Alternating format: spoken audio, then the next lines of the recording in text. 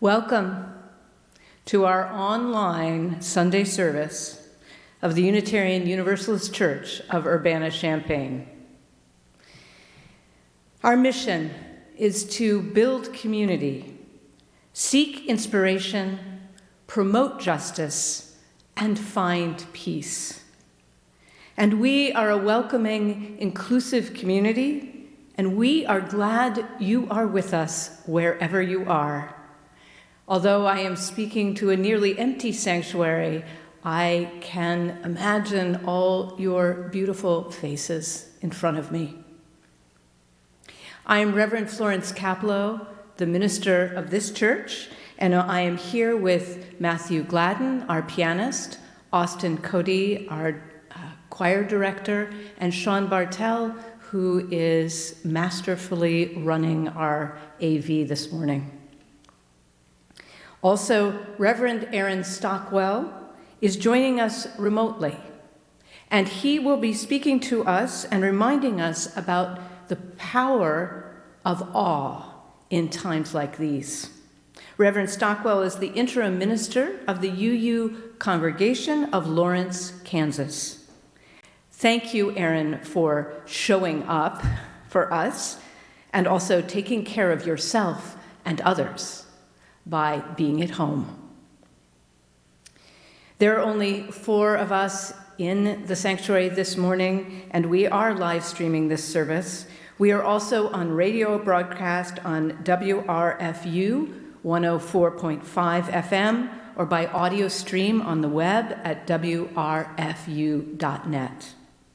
This service will also be available as a podcast and on the UUCUC channel on YouTube.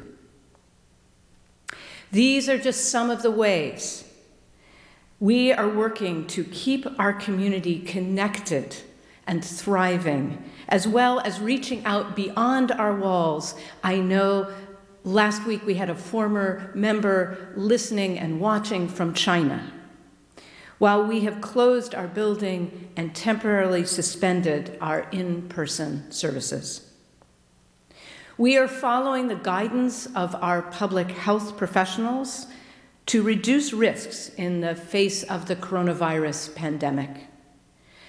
This is almost certainly the last service we will live stream from this beautiful sanctuary. And when the guidance changes, we will once again joyfully open our building and gather together.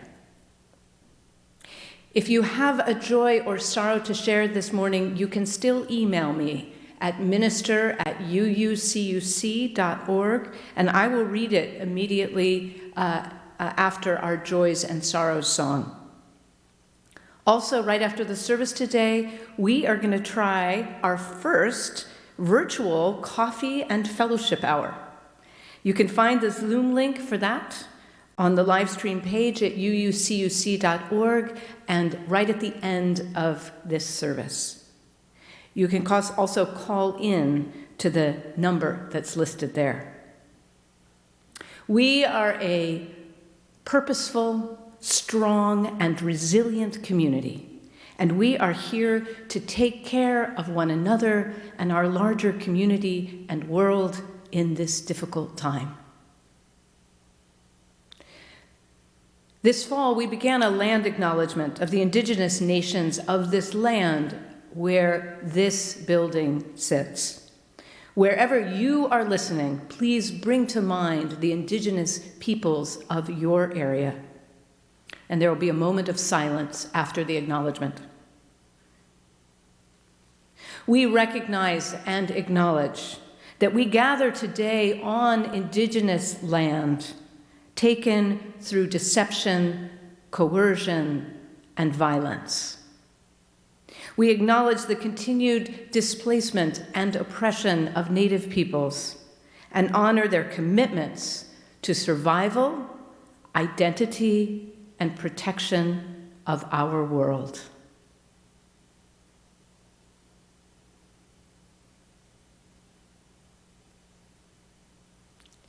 Thank you. Each day provides us with an opportunity to love again, to hurt again, to embrace joy, to experience unease, to discover the tragic. Each day provides us with the opportunity to live, and this day is no different, this hour no more unique than the last, except maybe today, maybe now among friends and fellow journeyers, maybe for the first time, maybe silently, we can share ourselves.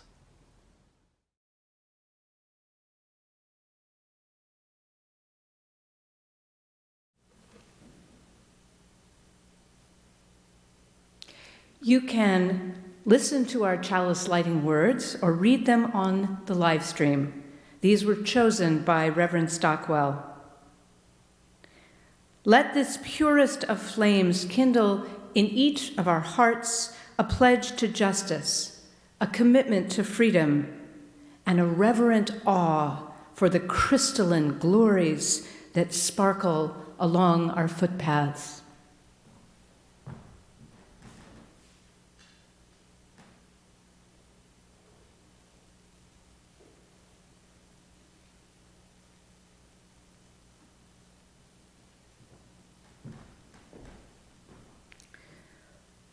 Please sing along with our choir director, Austin Cody, for one of our favorite hymns, Spirit of Life. The lyrics will be on your video screen.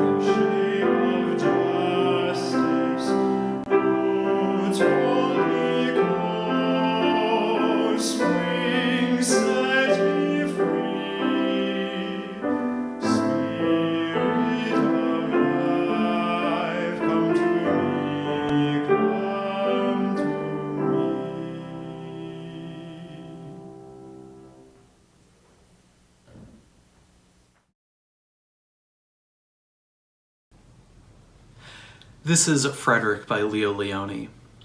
All along the meadow where the cows grazed and the horses ran, there was an old stone wall. And in that wall, not far from the barn and the granary, a chatty family of field mice had their home.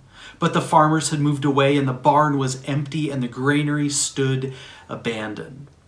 And since winter was not far off, the little field mice began to gather corn and nuts and wheat and straw. They worked all day and night, all except for Frederick. What do you think Frederick is going to be doing? Frederick, why don't you work? They asked. Frederick responded, whoa, I do work. I gather sun rays for the cold, dark winter days. And when they saw Frederick just sitting there staring at the meadow, they said, and now, Frederick? Frederick replied, I gather colors, for winter is gray. And once Frederick seemed half asleep, and they said, are you dreaming, Frederick? They asked reproachfully. Frederick said, no, I'm gathering words, for the winter days are long and many, and we'll run out of things to say. The winter days came, and when the first snow fell, the 5 little field mice took to their hideout in the stones. In the beginning, there was a lot to eat, and the mice told stories of foolish foxes and silly cats. They were a happy family.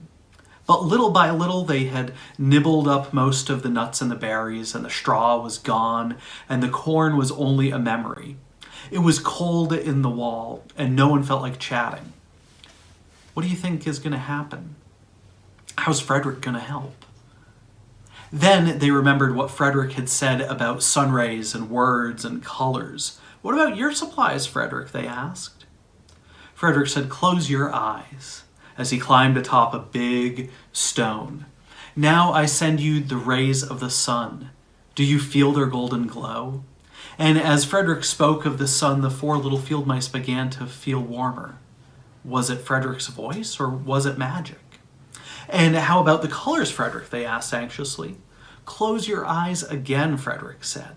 And when he told them of the blue periwinkles and the red poppies and the yellow wheat and the green leaves of the berry bushes, they saw the colors as if they had been painted in their minds. And the words, Frederick? Frederick cleared his throat, waited a moment, and then as if from a stage he said, who scatters snowflakes? Who melts ice? Who spoils the weather and who makes it nice? Who grows the four-leaf clovers in June? Who dims the daylights? Who lights the moon?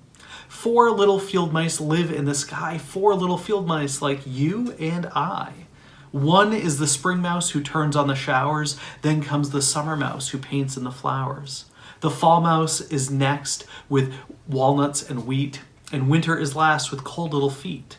Aren't we lucky that the seasons are 4? Think of a year with 1 less or 1 more. When Frederick had finished, they all applauded. But Frederick, they said, you are a poet. And Frederick blushed and took a bow and said shyly, I know it.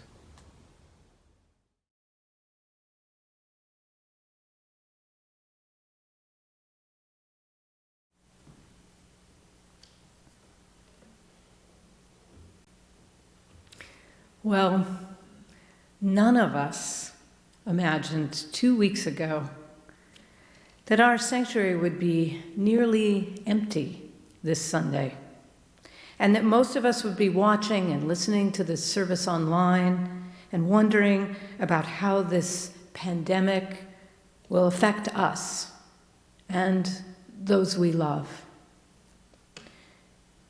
We want to take the time now to say again that we are reminded of interconnectedness at times like this. By all of us, or nearly all of us, staying home this morning and upcoming Sundays, by closing our beloved church building, we are practicing our Unitarian Universalist principles of caring and compassion and justice. We are protecting the most vulnerable among us in our wider community and in our congregation. We are protecting each other so that others and our community, so that others who become ill can still be cared for in our hospitals. Please let me know, let the church know if you become ill or need other support. And don't be surprised if you hear from us as well. Know that we are working to create many ways to support each other and create community during this time. We have already started. You can join together, we can join together in worshipful listening and check-in on Monday and Thursday nights via Zoom at 5:15. You can join the mindfulness group on Sunday mornings. And you can join our buddy system, where you commit to checking in with another member each day for mutual safety and emotional support. Coming up, Michelle Grove, our interim DRE, has set up some wonderful offerings for families starting this week. This week, we also hope to begin a daily message from me and a time of music, if we can manage it technologically. Check your e-news and website to find out more. We are also planning to start a 24/7 warm line instead of hotline that will be always there. Someone from the congregation or one of the staff will pick up the line and talk with you no matter what you have going on, coronavirus related or not. We really want to offer that at this time. These services, of course, are open to all, those of you who are near and those of you who are farther away, those of you who are current members of our congregation, and those of you who are just simply in need of this kind of support at this time. Our church building may be closed, but the spirit of this church continues to burn bright. As part of that spirit, each Sunday we share our Sunday offering with organizations that are in alignment with our values, that are voted on each year by our members and friends. Our shared offering for March is the Randolph Street Community Garden. This volunteer-run project is committed to providing an opportunity for the residents in the north end of Champaign, which is considered a food desert, to grow their own organic vegetables. And it is also a community gathering place, a teaching garden, and a place to mourn the loss of those who have died by violence in our community. We are working to be able to have donations by text on Sunday morning, but we're not quite there yet. So the only way to do a donation right now is to donate online using the link that you can jot down that will come up during the offertory, or send a check in to our office. We recommend that you visit that site to donate, if you're going to donate online, after the service, because it's a little bit of a process to do the paperwork there, or the non-paperwork, as it may be. But it is so important, more important than ever right now, to support our shared offering organizations. They are depending on us. Thank you. The offering will now be received.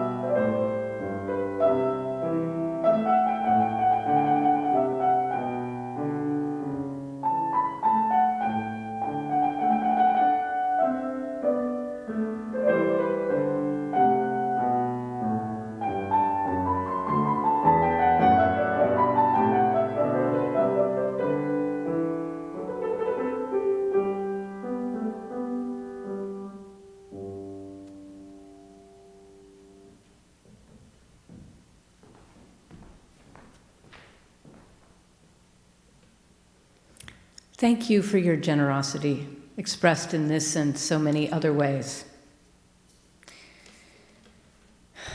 In the last few days, I have been thinking a lot about those working in healthcare, their tremendous courage and willingness and vulnerability to this epidemic. Already there have been doctors and nurses who have become critically ill. I think also especially of the cleaning staff in hospitals, the various other service staff, frontline service staff in healthcare, therapists, chaplains, our public health workers, and others. I'd like to offer this prayer for them. To those who care for us when our bodies grow weak, for those using all their love and skill to keep the vulnerable alive another day, for those working without protection this morning, without masks or gowns, reusing yesterday's mask with a silent prayer that it still works, or using only a bandana, who may be frightened of what is coming, or who are already working around the clock.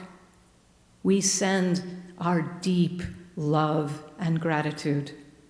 May you be safe. May you be well. May your family be well. May you be nurtured yourself by family and friends. May you feel and know our wholehearted prayers and appreciation for your work. We send our blessings.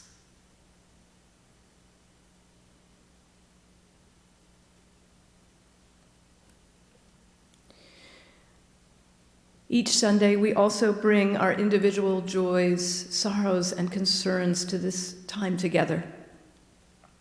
Wherever you are listening or watching today, please bring to mind the joys and sorrows in your life and those you are concerned for this morning as we sing our blessing song.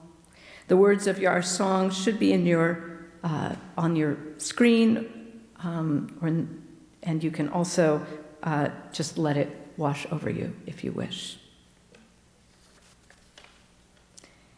If you have a joy or concern that you would like to share and you did not yet email it to me, you can email it right now to minister@uucuc.org.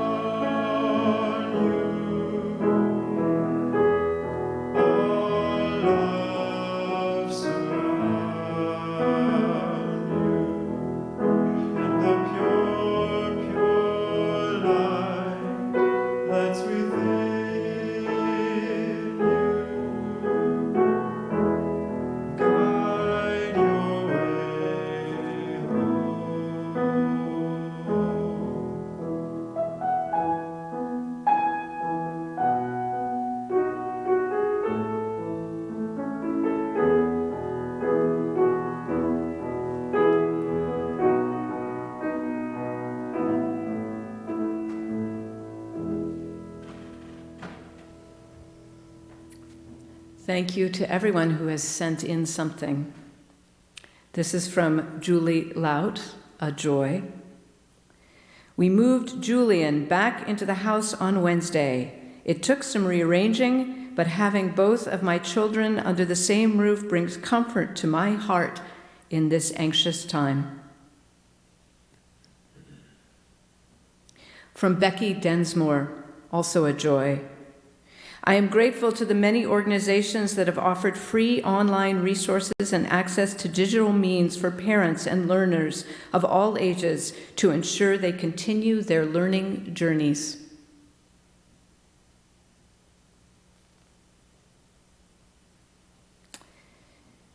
From Heidi Richter, also a joy. Harrison Hall and Heidi Richter are joyous to announce our engagement. We will be married next summer of 2021. From Claudia Gross. Claudia Gross faces a new health challenge. She has a benign tumor on her pituitary gland. Surgery is expected, but plans are incomplete. Calls, messages, and concerns are welcome anytime. Claudia is not sick, but the uncertainty is making David a bit crazy.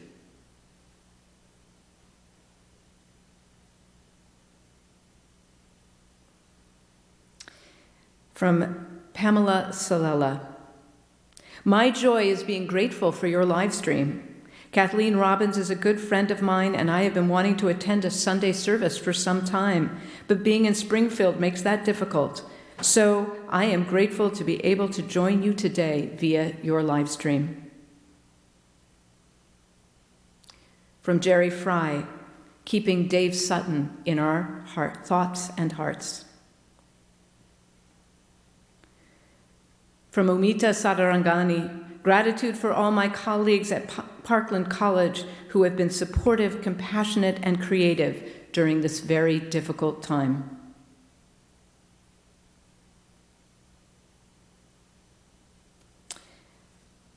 From KK Tim Tam 4, also thank you for your service during this time.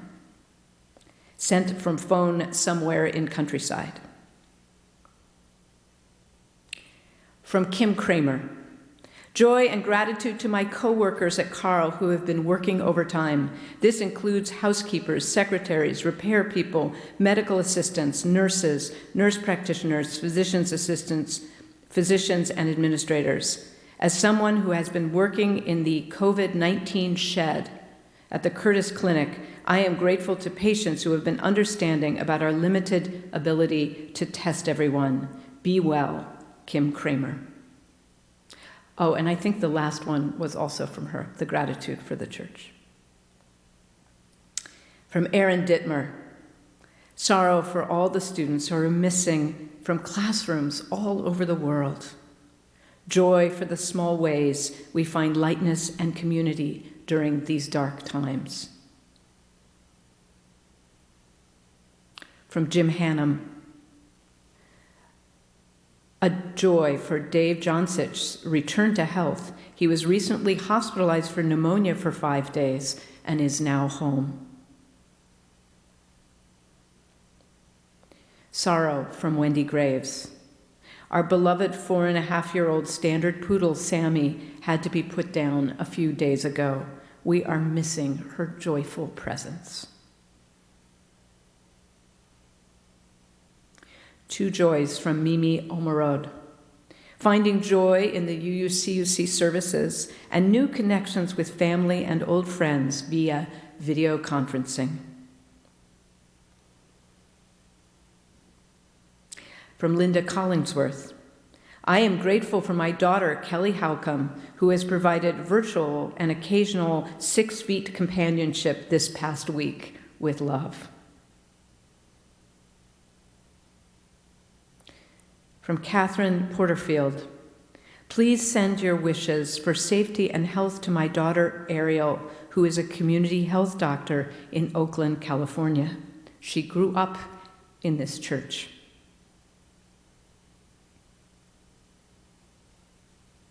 From Kyle Croha, Last week was my first week in a new, different on-campus position, and very grateful that I get to work from home. Be well, stay well.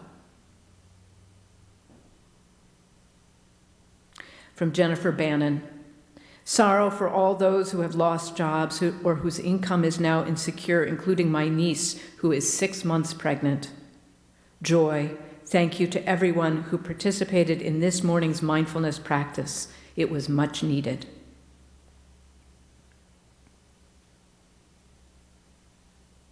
From Jenny Hunt. Joy that we can be together in this virtual space with the beauty of the rose window and the organ pipes. Sorrow that circumstances are nudging us to shift even further to remote services. May we all keep each other in our thoughts and prayers. Blessed be.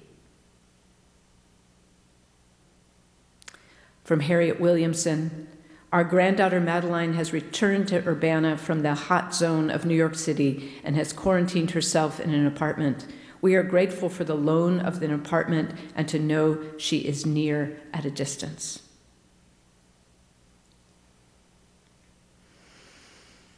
And I will add, and to all who are wondering about their own health or the health of those they love or of their elders, or how they will pay bills if they don't have sick leave, or who will take care of the kids while they go to work, or whether their elders will be all right, or whether they should get tested, or whether the results of that test may be, we send our love to you.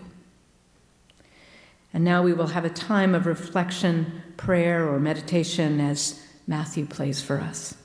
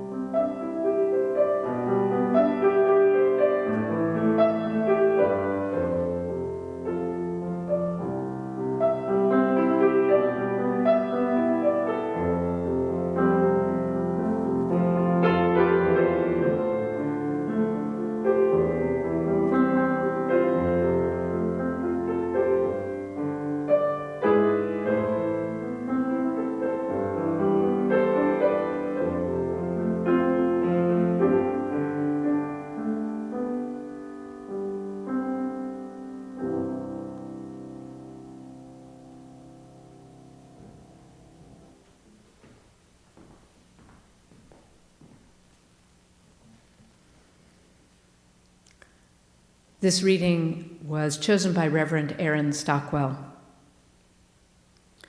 In the memoir, Our World, written by Mary Oliver, Oliver writes about her longtime partner, the photographer Molly Malone Cook.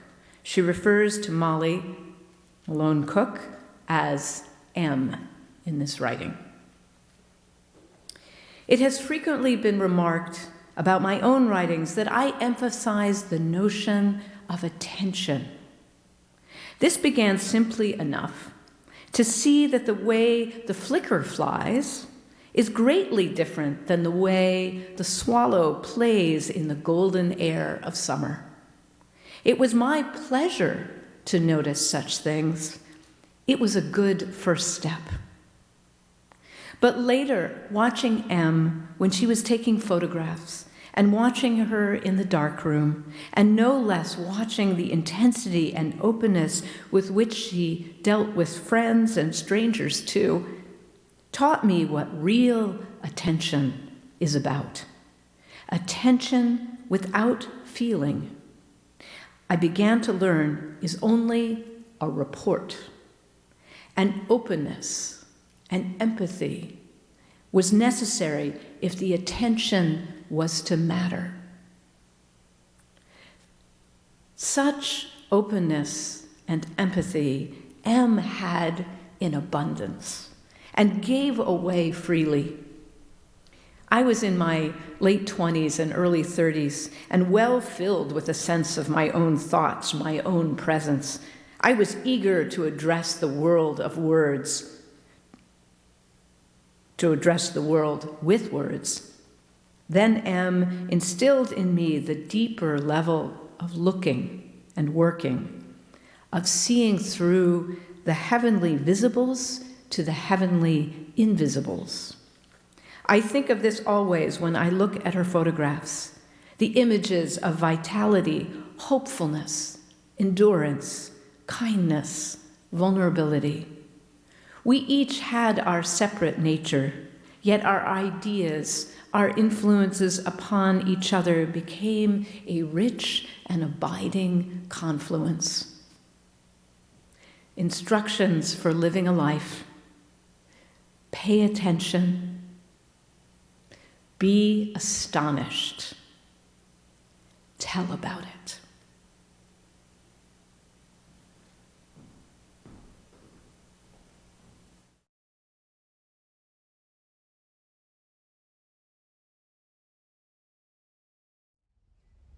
Are you paying attention? What do you pay attention to?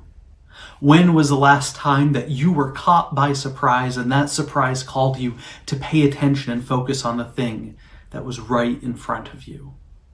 Several weeks ago, I was walking in the woods behind my apartment, listening to some podcast, just walking in my own little world.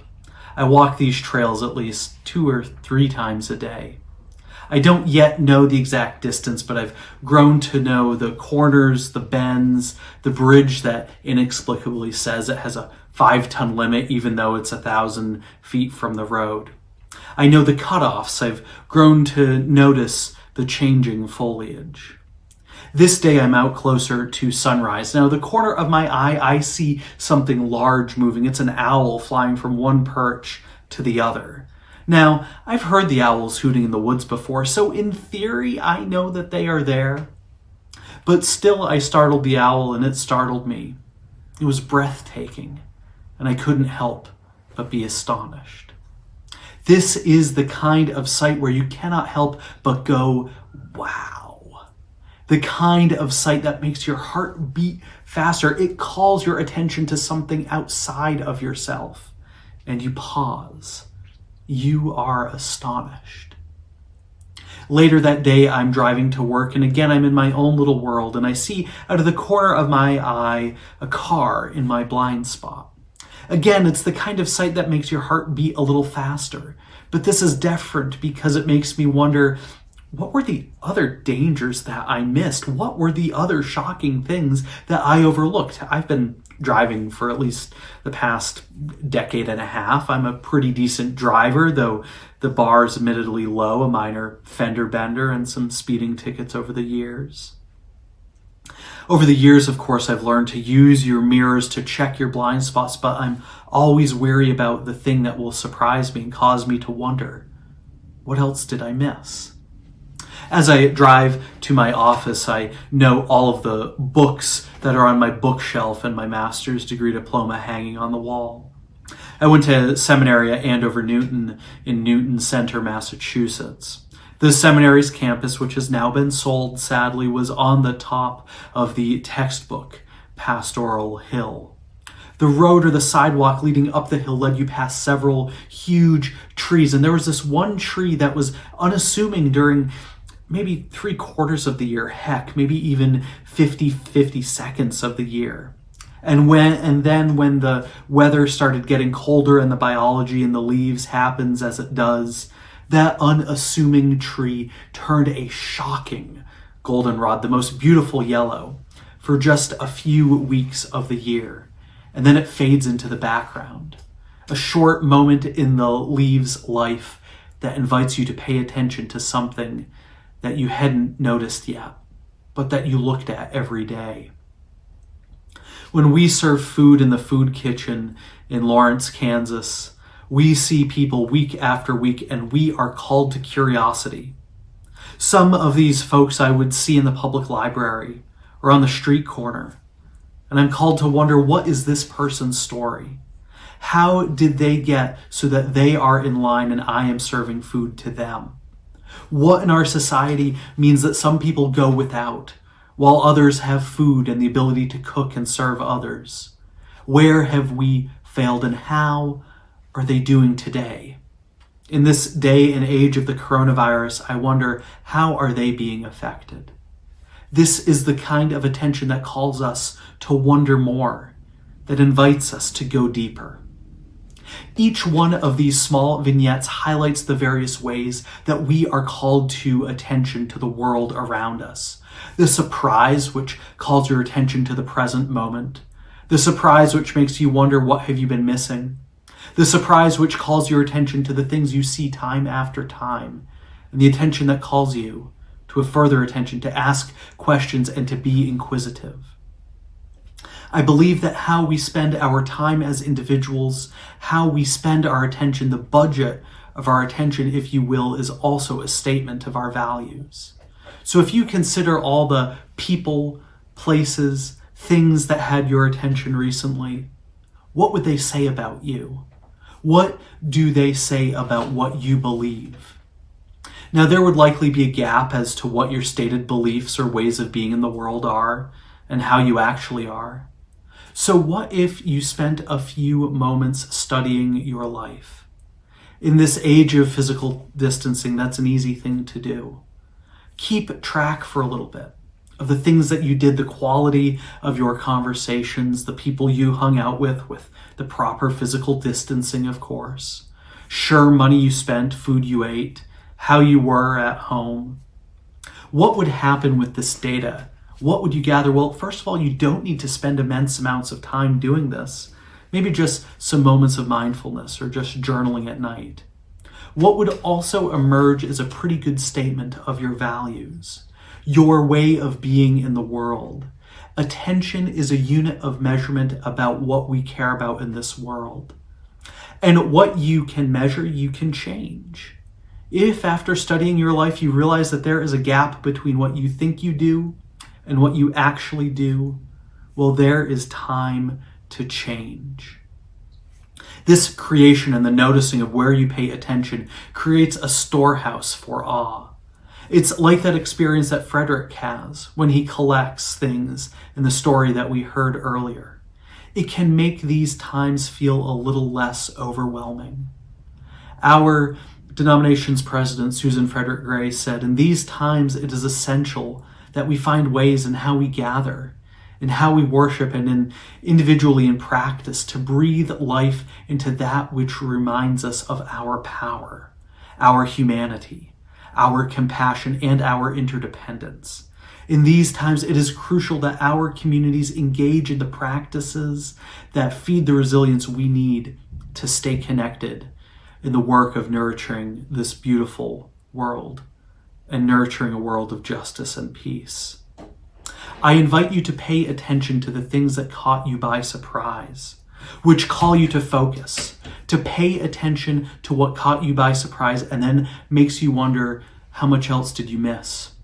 Pay attention and you might notice something again for the first time, or focus on something intensely throughout the week. Throughout the week, make note of what you pay attention to. Dig deeper. How does it reflect your deeply held values? What feelings do you have? Because if you just see something, then attention without feeling, in the words of Mary Oliver, is just a report.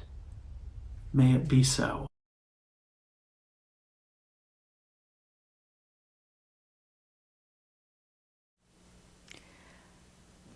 I missed a couple of the joys and sorrows, so I want to share them now. This is from Marie McEnroe. Our Uncle Ollie is in the hospital for bacterial meningitis. They have him in a medically induced coma while they try to treat him. Prayers requested. On another note, joy for all those who showed interest in the online mindfulness practice and sorrow for the previously unknown participant limit of the platform we used. We will figure out a way for everyone to participate next time.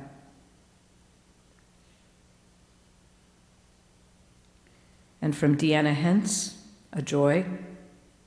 Joy that I received the National Science Foundation Career Award, and also that I am recovering well from a neck injury. The 5-year grant will enable me to create support system for underrepresented students entering the atmospheric science program at UIUC. I am grateful to all of those that supported me in the long process of both submitting that grant and healing.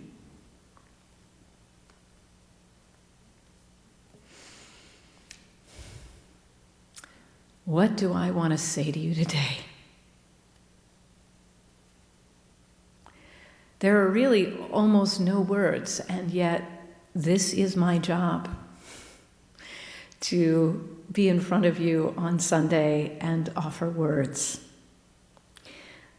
The world is changing in unimaginable ways. Every day, there's a new, unimaginable way that the world is changing. And we don't know when it will change back or how. And I'm pretty sure that it will not be the same world, even then, even when it does change back, whatever that will mean.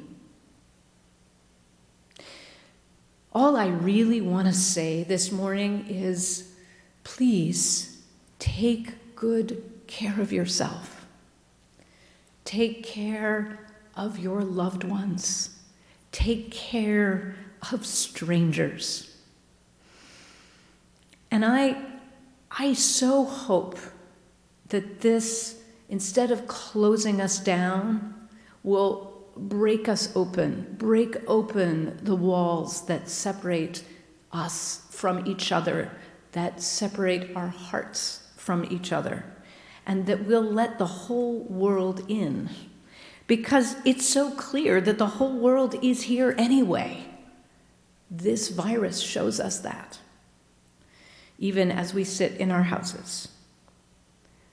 So please, I invite you, even as we are practicing social distancing, to also practice solidarity. The distancing itself is a form of solidarity. Also on my heart all the time now is, how can I be most helpful to you as your minister? And I say your minister to whoever is listening, because this church does not, as we see so clearly right now, does not exist merely within these walls. How can I minister to you? How can I be of service in this time? How can we minister to each other? We are dedicated to shared ministry in this congregation. Now is the time to show up for each other.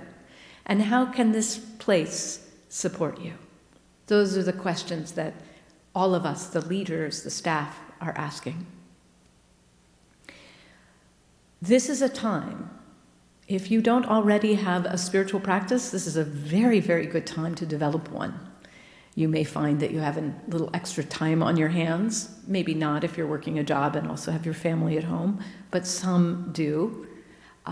Next week, we'll have another guest who will be talking about pathetic spiritual practices. So you too can develop a pathetic spiritual practice, whatever it is, small steps, meditation, yoga, maybe you've wanted to learn Qigong, just standing outside with your feet on the grass, whatever it may be. Please explore those practices at this time. And I'll admit, I haven't been doing a great job taking care of myself over especially last week. My wonderful 91-year-old mother, Harriet McNeil, is with me. And as we figure out how to share a house together and I figure out how to work from home, it's easy to have the whole day go by, not eat enough, not get outside, not exercise, not do my daily Zen practice. And so I'm saying this to myself as well. Let's all find ways to really take care of each other and ourselves, because this is not going to be a short process. We need to keep ourselves healthy for the long run, healthy emotionally, spiritually, physically. One thing I know for sure is that Reverend Aaron Stockwell offered us good medicine this morning, the medicine of appreciation, of awe. Watching the squirrels out my window from my sunroom as I work is a great joy, because they seem to be having just a fine old time, regardless of pandemics. And I've been wondering if we want to start a silver lining list, not to turn away from the reality of what's happening, but to remember the things, funny things, serious things, that are actually gifts at this time. I found this poem yesterday, and one silver lining is that there are incredible poetry appearing everywhere right now. So much poetry coming into the world in response. Who knew how much we needed our poets and our artists and our musicians? So this poem is by Brother Richard Hendrick. It's called Lockdown. Brother Richard is a priest friar of the Irish branch of the Capuchin Franciscan order. For over 20 years, he has worked to bring the insights of the Christian contemplative tradition to greater public awareness. He is currently guardian of the Ards Friary and Retreat Center in Donegal, Ireland. Yes, there is fear. Yes, there is isolation. Yes, there is panic buying. Yes, there is sickness. Yes, there is even death.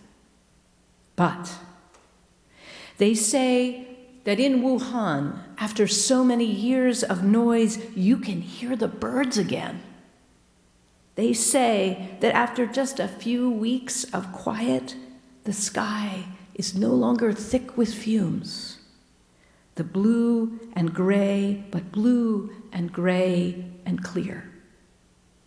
They say that in the streets of Assisi, people are singing to each other across the empty squares, keeping their windows open so that those who are alone may hear the sounds of family around them.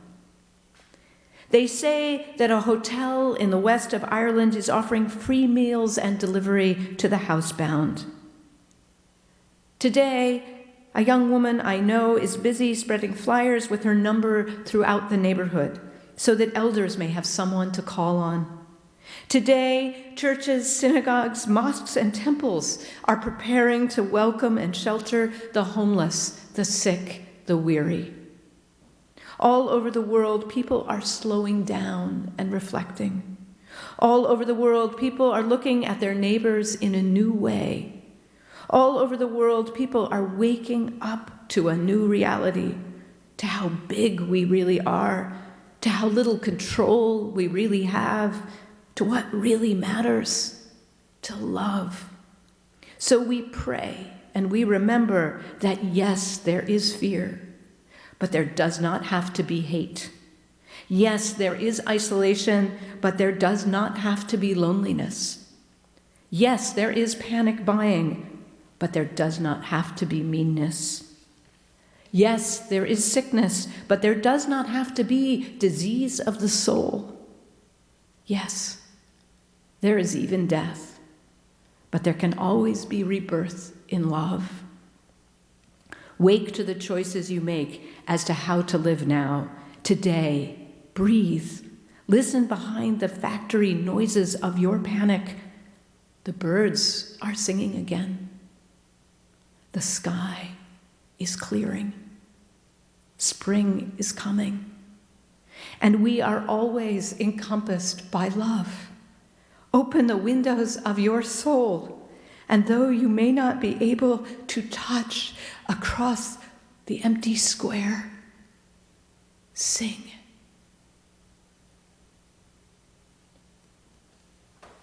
So let's sing together again. For the earth forever turning. The lyrics will be on your screen.